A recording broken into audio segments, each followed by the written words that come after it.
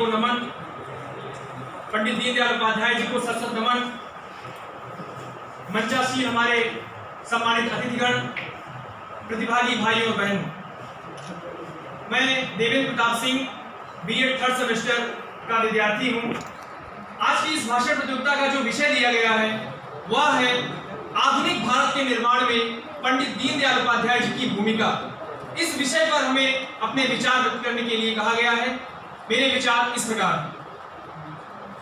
इस भारतीय समाज को एकात्म मानववाद जैसी प्रगतिशील विचारधारा से परिचित कराने वाले, जिनके अंदर समुद्र से गहरी सोच थी, जिनके दुबले पतले शरीर में आकाश सा व्यक्तित्व छाया हुआ था, ऐसे पंडित दीनदयाल उपाध्याय जी उस परंपरा के वाहक थे जो भारत नवनिर्माण की बजाय भारत पुनर्निर्माण की बात करती है।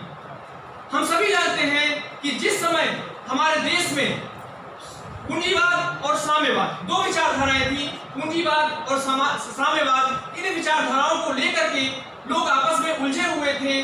उस परिस्थिति में हमारे पंडित दीनदयाल उपाध्याय जी ने इन दोनों विचारधाराओं को नकारते हुए अपना दर्शन दिया, जिसका नाम था एकात्म मानववाद। और उस दर्शन के माध्यम से उन्होंने भारतीय समाज में, आधुनिक भारत में आम मानव की गरिमा को स्थापित करने का प्रयास किया। पंडित जी ने ऐसी विचारधारा से हमारे भारतीय जनों को परिचित कराया जिनमें उन बातों का अर्थ है जो वेद से लेकर के विवेकानंद तक, सुदर्शन चक्रधारी मोहन से लेकर के चरखाधारी मोहन तक हम सुनते आए हैं। आजादी के बाद जब हमें आजादी मिली तो पंडित दीनदयाल उपाध्याय जी ने इस बात पर जोर दिया कि भारत के विकास के लिए ग्रामीण विकास एवं अर्थव्यवस्था, इन दोनों चीजों को बढ़ावा देने की जरूरत है। आज हम देख रहे हैं कि हमारे देश में सबका साथ सबका विकास जैसा मंत्र पंडित दीनदयाल उपाध्याय जी की अंत्योदय अवधारणा पर ही आधारित है।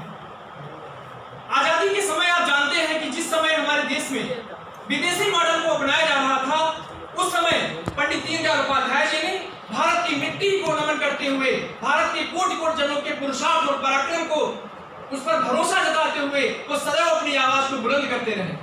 अंत में मैं यही कहना चाहूंगा कि आधुनिक भारत को विश्व पटल पर नई ऊंचाई देने के लिए 130 करोड़ से अधिक जनता के जीवन को बेहतर बनाने के लिए आज समाज में जो कुछ भी हो रहा है उसमें पंडित दीनदयाल उपाध्याय जी जैसे महान व्यक्तित्व का बहुत बड़ा आशीर्वाद है।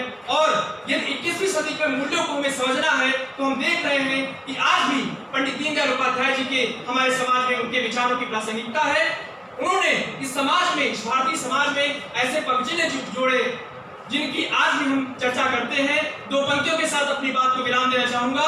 पंडित जी को समर्पित है कि कोई चढ़ता पग चिन्हों पर, कोई चढ़ता पग चिन्हों पर कोई पग चिन्ह बनाता है वही सूरमा इस जग में दुनिया में पूजा जाता है, दुनिया में पूजा जाता है। बहुत बहुत धन्यवाद।